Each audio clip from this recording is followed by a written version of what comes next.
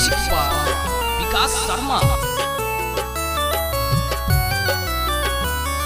तेरे ना रहने से बस इतनी सी कमी रहती है, तेरे ना रहने से बस इतनी सी कमी रहती है। मैं लाख मुस्कुराता हूँ पर आंखों में नमी रहती है। ना समझ दिल समझ दे न कारी, ना समझ दिल समझ बे न कोरी, तो समझौला से फायदा कबाटे, समझौला से फायदा कबाटे। ना समझ दिल समझ दे न कारी, तो समझौला से फायदा कबाटे।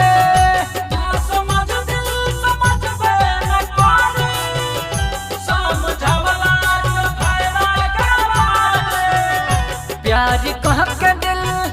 प्यार कह के दिल जुदाई में जरी, तो प्यार कैला से फायदा कबाटे। ना समझ दिल समझ बे न कोरी, समझौला से फायदा कबाटे।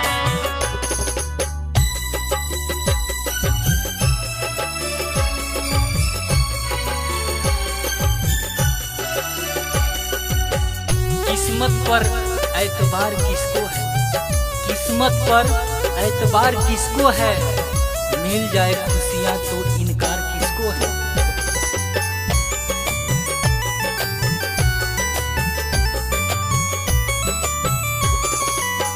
जब कोनो लड़की से प्यार यार हो जाला, अखिया से नींद दिल के चैन वैन खो जाला।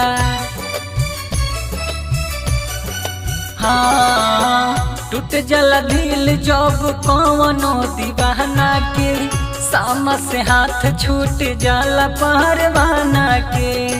दिल लगा के पछताए के जब पारी, दिल लगा के पछताए के जब पारी, तो दिल लगौला से फायदा कबाटे। ना समझ दिल समझ बे न कोरी, समझौला से फायदा कबाटे।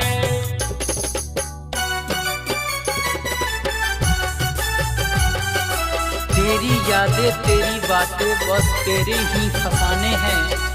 हाँ कबूल करता हूँ कि हम तेरे दीवाने हैं। अखिया कसूर करे सहजा मिलेला दिल के, टूट के बिखर जाला बगिया के फूल खिल के। हाँ, प्यार के समंदर में डुबकी जे लगावेला, हर राम मुकेश दुनिया ओकर के सतावेला।